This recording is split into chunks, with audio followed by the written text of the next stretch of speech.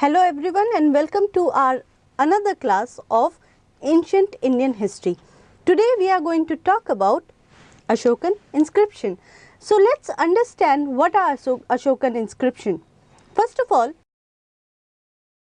these inscriptions were deciphered by James Prinsep in the year 1837. When we talk about inscription, these inscriptions first of all are divided into inscriptions and edicts. Now you must be thinking, what is the difference between inscription and edict? Inscription is any writing on a stone wall or on a hard surface. It can convey any kind of message from a person. It can convey a message of donation also, that some person has donated some land to someone. Whereas edicts are basically laws or enactment passed by the king.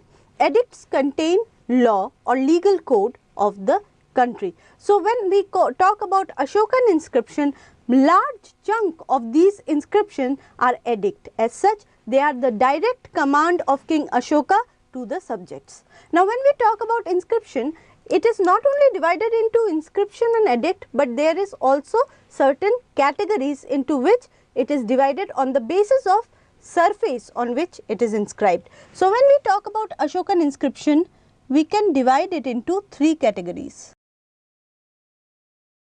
What are these three categories?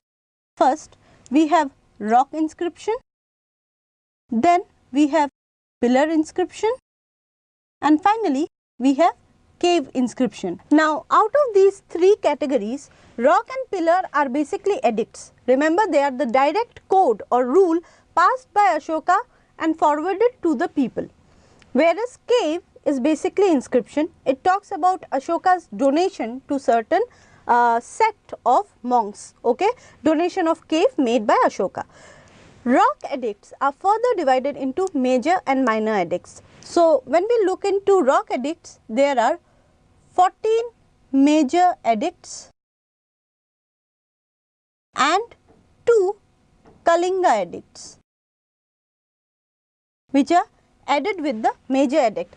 These are basically major edicts, okay. So there are 14 major edict plus 2, and then there are another 2 minor edicts also called queen edicts.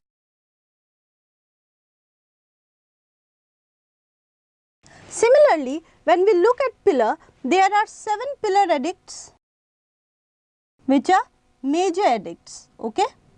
There are 7 major pillar edicts and 3 minor edicts. Then we have cave edict, and it is the Baruah hill inscription.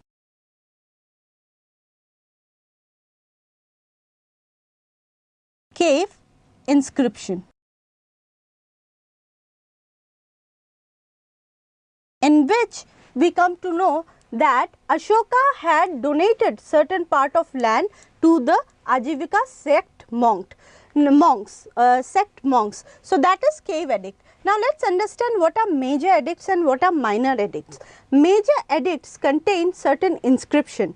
Across the country, major edicts have been found from various parts, okay, and they talk about certain code of conduct that Ashoka wants to propagate or preach among his subjects. So those are major edicts.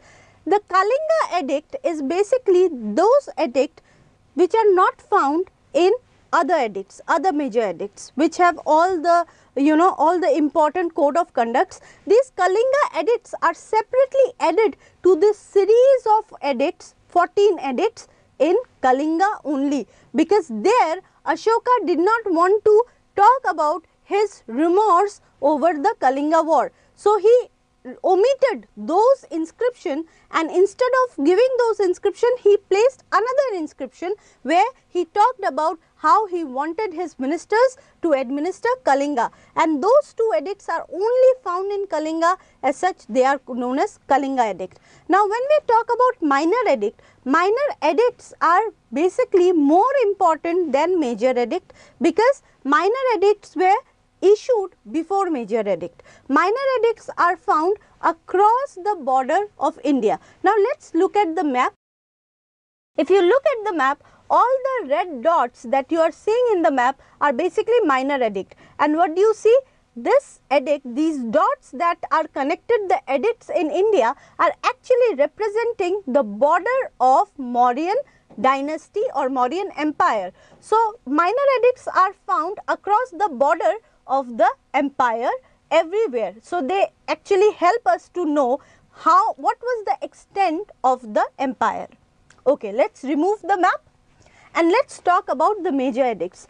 Major edicts have been found not only in India but also in other countries. Now, let us look where are the places where major edicts have been found.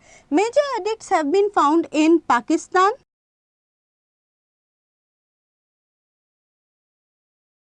it has been found in Afghanistan, Nepal. Of course, in India we know that it has been found, and it has been found in Bangladesh. So, major edicts have been found in 5 different countries. So, let us look, first of all, let us look at the map. So, if you look in Afghanistan, the major edicts have been found in Kandahar, and this is a bilingual edict. We have also found edicts in Pakistan, and then if we look into India, you can see in Andhra Pradesh, Eragudi, it is the southernmost border of the Mauryan empire, and here we have also found major edict, and you can see it is also found in Kashmir. Till Kashmir you can find the major edicts. Now, let us remove the map and talk about the pillar edicts. Now, there are 7 pillar edicts, and these edicts have been found in various parts of India. Most of them have been found in UP. Of course, we have one in Nepal also, in Lumbini, where Ashoka talks about his pilgrimage to Lumbini, into the place where Gautam Buddha was born. So, if you look into the pillar edict also contains Ashoka's view regarding Dhamma, what he wants to propagate as the religion. And the most important pillar edicts today are 2 of them are in Delhi. One is of Meerut and one is of Topara, which was brought to Delhi by Firoz Shah Tughlaq. Then we have in Lauria Araraj, Lauria Nandangarh. We have one pillar edict at Ginnar as well, and then we have pillar edict at Rampurva. So, these are all important pillar edicts that have been found across India, and let us have a look at the map and understand where are the pillar edicts found. For your understanding, in the map, if you can see, all the star marks that you are seeing right now in the map are basically the places where the pillar edicts have been found. And now, let us remove this map. Now, let us talk about the cave. The cave, as I told you, it is an inscription. It is not an edict because there is no command that is coming from Ashoka, and it has been found in Barabar hill. Now, once you understand these division of inscription, let us understand in what language these inscriptions were written. So, when we talk about language, there were 3 languages. First, there was of course Prakrit language, which is also known as Magadhi, because the accent that was used in Magad, the Prakrit accent that was used in Magad was little bit different. So, the Prakrit of Magad was called Magadhi. We also have the language that is Greek language, and then we also find it in Aramaic language.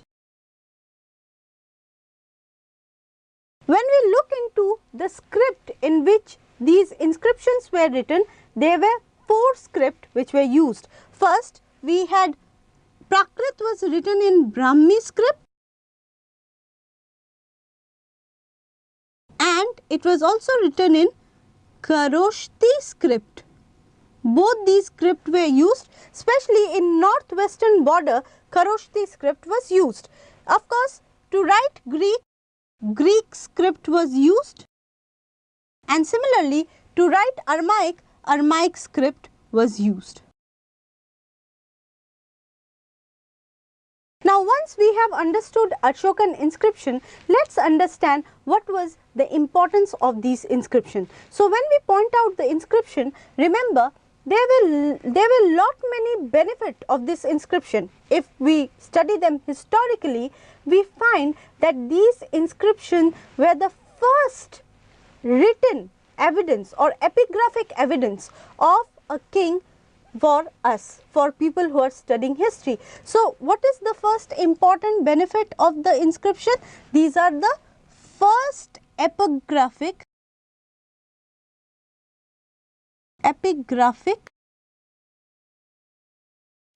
evidence of ancient India. The importance of this epigraphic evidence is this, that before these inscriptions were edited, very few people knew the antiquity of India, how old our civilization was.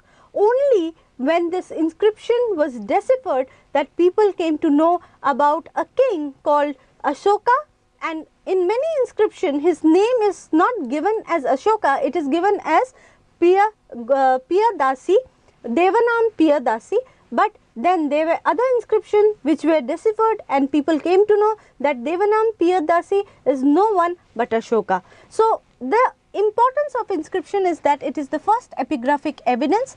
Next, it is normative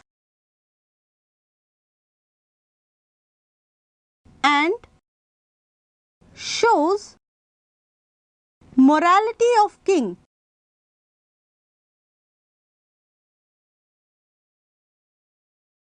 There are very few inscriptions in India where king dictates to the people that what should be the code of conduct or morality of people in the country, and this inscription are in fact first and last such inscription in India which gives such command from the king. Next, it is the direct communication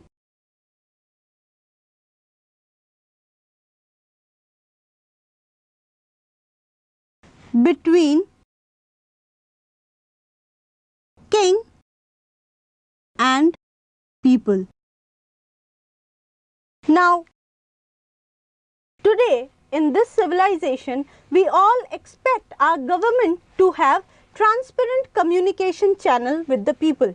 But just imagine 2000 years back, Ashoka was already doing it. There was no middleman, there was no one to change his command. It was his direct communication with the people.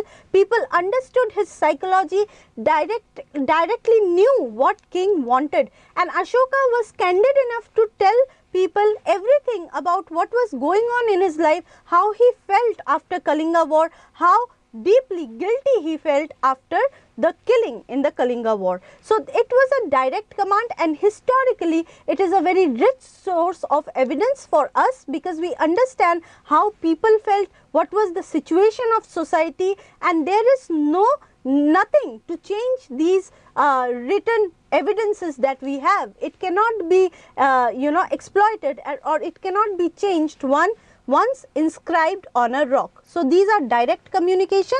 Next, they give us idea about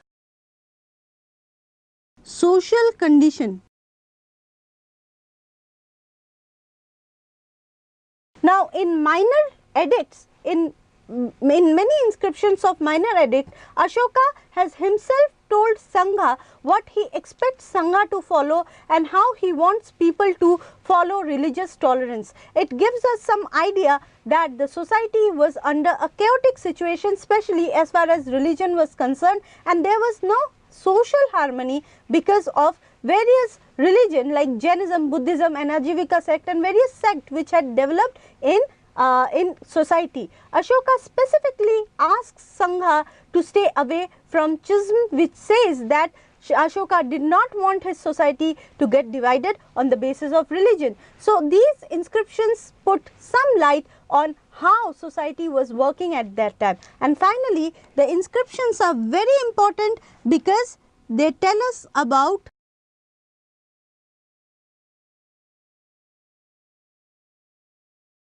The extent of the empire.